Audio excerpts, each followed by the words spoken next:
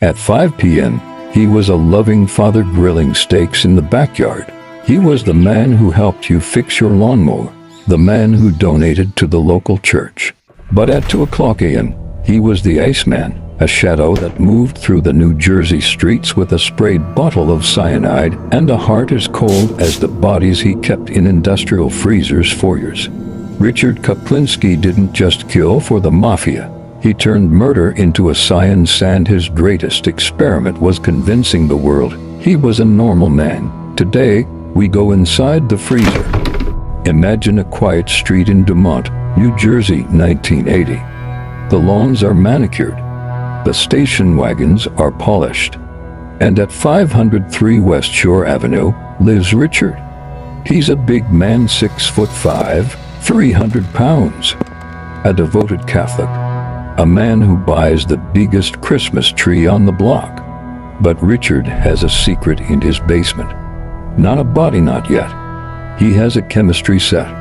And while his wife, Barbara, thinks he's out managing a logistics firm, Richard is actually standing in a dark alley in Patterson, testing a new way to make a human heart stop beating in under 3 seconds.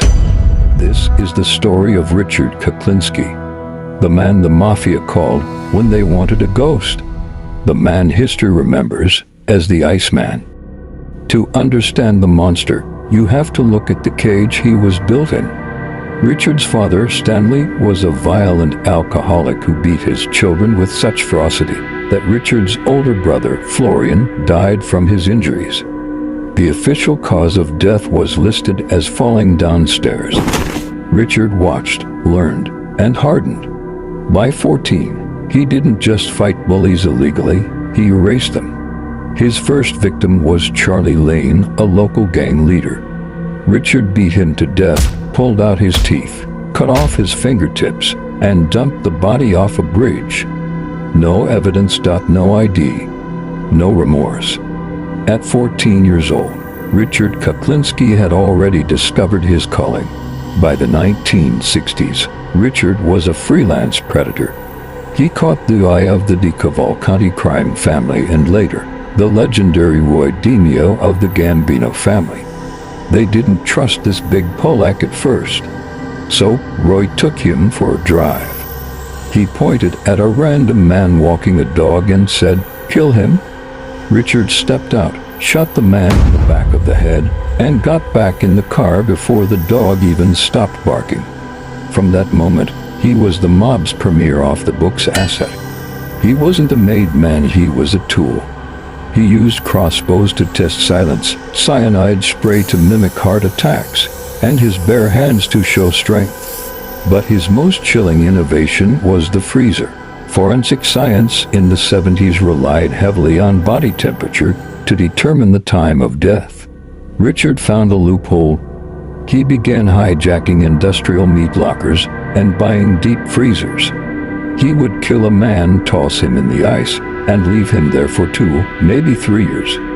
When he finally dumped the body in a park, the police would find a fresh corpse, but the stomach contents and tissue decomposition suggested the man died yesterday even though he'd been missing for years. One victim, Danny Depner, was found in 1983 with ice crystals still in his heart.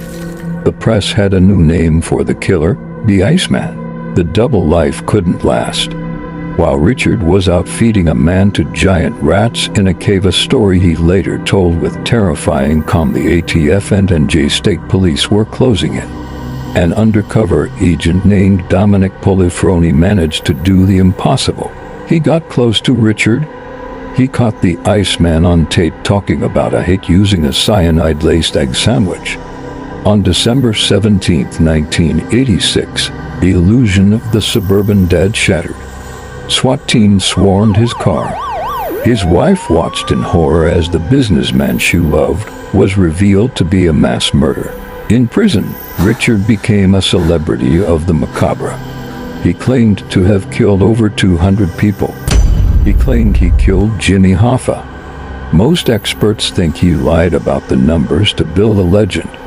But whether it was 30 or 300, the horror remains the same. Richard Kuklinski died in a prison hospital in 2006, taking his final secrets to the grave. He was a man who felt nothing except the cold. And in the end, the ice finally claimed him.